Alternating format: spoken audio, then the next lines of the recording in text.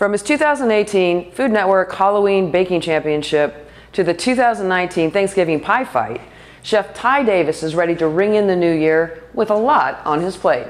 Let's find out. So I am here at the new venue spot, Acasa, and I'm with basically celebrity chef now, Tai Davis.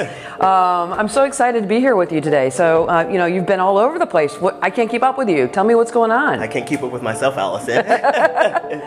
You're doing everything. I understand you're going to be giving the local flair to here at Acasa. You know, you're going to be doing something. What are you doing? Absolutely. So this beautiful space is going to be where I'm going to be hosting all of my modern soul food pop-ups by the name of Elevated. I want to take more of like a fine dining approach to soul food and really open up St. Louis's eyes to what soul food really can be. Awesome. I'm so excited. How many of those are you going to do? So right now we have about 12 of them already booked through our Eventbrite. All right, good. And people can find you how? So they can look through the Acasa website, they can search my website, TaiDavis.com, or they can go to the Eventbrite page. Okay, cool. And not that you're already doing pop-ups, but you already have a book? Yeah. So what's going on with your book? Fantastic. I've been super blessed. It's got a book. You've been on Food Network. I can't keep up with you. So this is Tai Davis pastry. This is kind of like my little baby. I plan to release a full kind of recipe cookbook starting actually summer 2020. But this is something to give my little foot in the door. And what it is, it's just a visual anthology of kind of like my favorite culinary works that I've done, all sweet.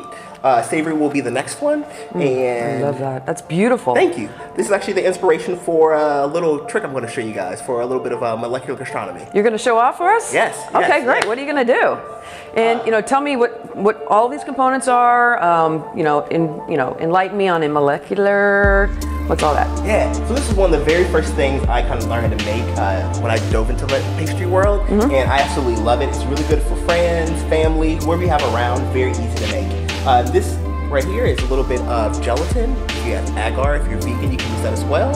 And a little bit of passion fruit concentrate. You can use regular juice, just sweeten it up just a touch, and add about a fourth of a cup of liquid, and you're going to do about a tablespoon of gelatin inside. You got a strainer here with a bowl, and this right here is just a little bit of really, really cold oil. And what we're going to do is we're going to do a process called spherification. And I love it because, like I said, it's very, very easy, but you get a lot of bang for not a lot of buck. Okay. And what happens is, because the oil's cold and it's a little warm, this gelatin, it's literally sets as soon as you drop it in there. So what we do is we just go around in a circle, and what you'll see is you start to see little balls forming on the top. Those balls will then drop down at the very, very bottom. And this is how you actually make your caviar. I love doing anything like this because it works great on like an ice cream topper. If you got like a cake you want to put them on, you just want to eat them right out of the little thing. They kind of have a texture just like gummy bears. That's so cool. And I love it. One, because you get really, really cool kind of like flavor pops, and it's also something that people haven't seen very often. Right. So that's something, yeah, you're right. Yeah. So how long do they sit there? So they'll sit in there for about 15 seconds. Okay. The colder the oil, the faster they set, and then we're just going to take them out and we're going to strain them. Awesome. I'm going to show you the finished product. Okay, yeah, well, you have some of them in your book already, which is, by the way, beautiful, and I understand that was done, you had local photographers helping you with that too? Yeah. That's great, keeping it local? Yes, definitely all local. For the 50% of them are all photos that I myself did and edited, actually formatted the book myself, and then the other photographers were all of kind of like my BFFs. So you're such an artist with your food, with your photography, but also, I don't think a lot of people know this about Tai. You're an accomplished musician. Yeah. My kind of previous life, I went to school for music performance, so I fell in love with music. However, I needed to have something to pay the bills, and classical music is one of the things that's kind of just dying off, which is really sad, and jobs are just really difficult. But I always thought, you know, people always got to eat. So what do you play? I play the cello. You play the cello, like Yo-Yo Ma? Yeah. Oh, not as good as Yo-Yo Ma, but goals. Well, you know, my dream would be sitting in a chair, reading your book, eating your caviar, and listening to your cello. Well, if you follow me back home today, that could happen. Really? Yeah. Well, I'm looking forward to seeing what's coming up next with you. Tell us what's coming up in 2020. 2020's jam-packed full of things. I got really cool art exhibitions coming up. I have another book coming out in 2020 this summer. I also have 2 more shows coming out. Actually, possibly 3, but I can't tell you too much about it. Yeah, one spring, one summer. All right. Well, you know what? We knew you when, I guess, huh? You're becoming your dream, and I'm so proud of you and excited to be here with you today. Thank you very much, let's see what you've got.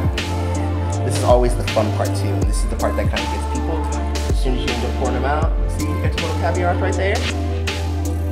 Yep. And these guys work great on, like I said, like ice cream toppers. You can use them honestly for anything. And you just take them, put them in a little water, strain them off. Just like that. And then you can use them for honestly anything. And then what you see happens, we got a few little guys still left in here. Let's see if we can get them out. Oh, actually there's one right there in my hand. See how they keep the shape just like that? It does look like caviar. Yep, they just like caviar, but it's made with fruit. So cool. Wow. And anybody can do this. Anybody can do it. Literally all you need is cold oil. You don't even need a squeeze bottle. I've been in a rush before where I've had just them on a spoon. It takes a little bit more finesse to do it that way, but I mean, sky's the limit. Huh. And if you really, really want to be super greedy, what you can do is you can just put a massive one inside of this guy, just like that. And this guy will actually set up just like that if you want. It's the craziest thing. It is. The small things that you learn, but they're very clever. Thank you so much. You're welcome. Thank you. All right, ciao.